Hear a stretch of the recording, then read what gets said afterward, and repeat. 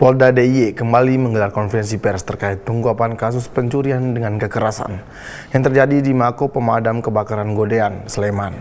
Kasus ini berhasil diungkap oleh jajaran Diskrimum Polda DIY setelah pelaku melakukan kekerasan fisik dan pencurian terhadap seorang komandan regu yang bertugas di kantor tersebut.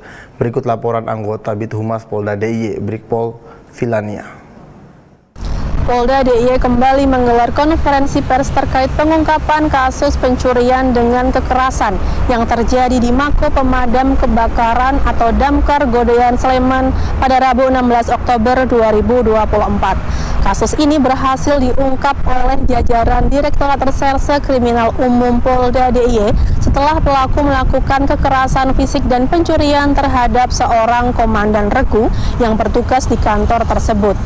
Konferensi pers yang diadakan di lobi Mapolda DIY ini dipimpin oleh Wadireskrim Polda DIY AKBP Kayuswantri Panungko yang didampingi oleh Kasubit Penmas Bidhumas Polda DIY AKBP Verena Sriwahyuningsih serta dihadiri Kasatpol PP Kabupaten Sleman Safitri Nurmala Dewi.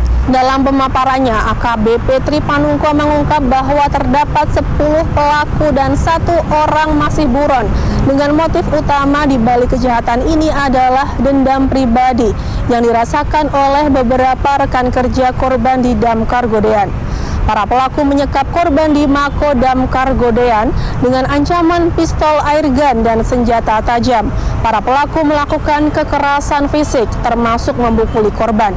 Para pelaku kemudian meninggalkan korban dalam keadaan terikat dan tanpa busana. Barang bukti yang berhasil disita antara lain 4 unit sepeda motor, 8 unit telepon genggam, 1 pucuk pistol air gun beserta amunisinya, serta beberapa dokumen milik korban. Selain itu, polisi juga menyita uang tunai dan sejumlah barang pribadi korban yang diambil oleh para pelaku. Penangkapan dilakukan setelah dilakukan investigasi mendalam. Dari hasil penyelidikan, diketahui bahwa salah satu dalang di balik aksi ini adalah tersangka berinisial OF, yang juga bekerja sebagai petugas di Damkar Godean. OF mengkoordinasikan serangan dengan menyuruh 6 eksekutor untuk melancarkan aksi kekerasan dan pencurian. Ia juga mendapat bantuan dari 2 petugas damkar lainnya, serta 2 warga sipil yang turut terlibat dalam perencanaan.